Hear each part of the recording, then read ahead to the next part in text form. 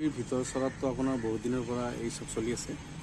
এতিয়া বিস্ফোৰণ হ'ব গৈ আছে আৰু এইটোতো সৰ্বজন বিদিত। আপোনাৰ যেতিয়া সোণোৱালক একাকাৰ কৰি হেমন্ত বিশ্ব ডাঙৰীয়া মুখ্যমন্ত্ৰী হয় আৰু হেমন্ত বিশ্ব ডাঙৰীয়া তেখেতৰ নিজৰ যিসকল মানে লগত থকা দাদা ব্ৰিগেড যাক কোৱা হয় এইসকলক আনি একমেট কৰিছে তেখেতে।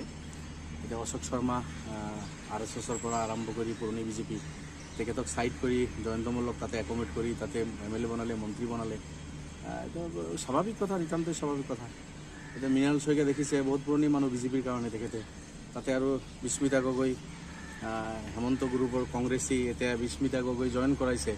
গতিকে এইটো মৃণাল শইকীয়া চিন্তাৰ কথা হ'বই তেখেতৰ কাৰণে। তো আল্টিমেটলি ৰাজেন গোহাঁইও তেনেকুৱা ধৰণৰ বিস্ফোৰণ মাজে মাজে কৰে। আপোনাৰ এতিয়া সোণোৱাল ভদ্ৰলোক বুলি নকয়, মুখ ফুটি তেখেতে নকয়। তেখেতৰ ভিতৰত যি আগ্নেয়গিৰি আছে এইখিনি যিদিনাখন বিস্ফোৰণ হ'ব আপাৰ আছামত তাৰ এফেক্ট হ'ব।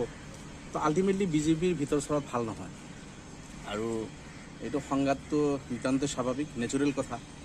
এতিয়া নতুন নতুন মানুহ কালিলৈকে কংগ্ৰেছত আছিল, সেইসকলক নি যেতিয়া অজন্তা নগৰৰ পৰা আৰম্ভ কৰি পীযুষ হাজৰিকাৰ পৰা জয়ন্ত মল্ল বৰুৱাৰ পৰা আৰম্ভ কৰি এতিয়া পল্লৱ লোচন MP নাই, আকৌ চাব এই কোনোবা এটা চিটত হয়তো বাই ইলেকশ্যনত দি আনি আকৌ বিধায়ক বনাই আকৌ মন্ত্ৰী বনাব।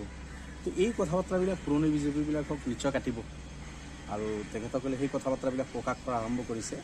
আৰু মই ভাবোঁ বিজেপিৰ পতনৰ কাৰণে এই চব কাৰণে মানে এইবিলাকেই হ'ব আৰু এটা সময়ত গৈ বিজেপিৰ আজি কংগ্ৰেছৰ যেনেকুৱা দুৰৱস্থা হৈছে বিজেপিৰো কম দিনৰ ভিতৰত তেনেকুৱা এটা দুৰৱস্থা হ'ব। আৰু তাৰ কাৰণ এই চবেই হ'ব, নতুন পুৰণি বিজেপিৰ ভিতৰত যিটো সংঘাত, যোগ্যজনক ছাইড কৰি কোনোবা নতুন মানুহ আনি একেবাৰে আসনত অধিষ্ঠিত কৰা, এই চব হ'ব, বিস্ফোৰণ হ'বই, সৰ্বজন বিদিত। এতিয়া অখিল গগৈৰ ভাষাত যদি আপুনি কয় কোন বিজেপি কোন কংগ্ৰেছ ধৰিবই নোৱাৰি, ঠিক তেনেকুৱাই হৈছে। এতিয়া পুৰণি বিজেপিবিলাকতো ৰমেন বৰঠাকুৰৰ পৰা আৰম্ভ কৰি ৰাজেন গোহাঁইৰ পৰা আৰম্ভ কৰি গুৱাহাটীৰ সাংসদ আছিল। মোদী ডাঙৰীয়াৰ ক্ষেত্ৰত একো বয়সৰ কথা নাহে বিজেপিত। তেখেতে 75 ইয়াৰ্ছ হ'ব গৈ আছে, তথাপিও জবৰদস্তি তেখেতক বিজেপিৰ হয়তো এনেকুৱা ধৰণৰ কিবা হেৰিও আছে, ৰেজুলেশ্যন আছে, আফটাৰ 75 ইয়াৰ্ছ কোনো হেৰি দায়িত্ব থাকিব নোৱাৰিব।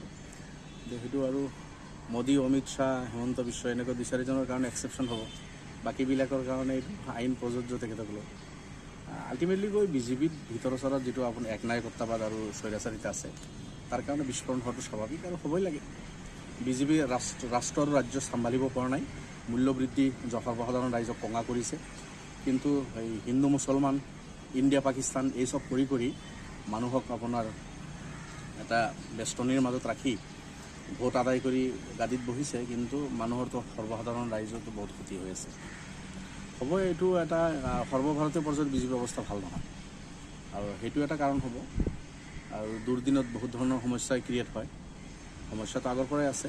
এতিয়া বিজেপিৰ কাৰণে মই ভাবোঁ সৰ্বভাৰতীয় পৰ্যায়ত যিখিনি বিশ্লেষকসকলে বিশ্লেষণ কৰি আছে, ইলেকশ্যন খুব ভাল গৈ থকা নাই।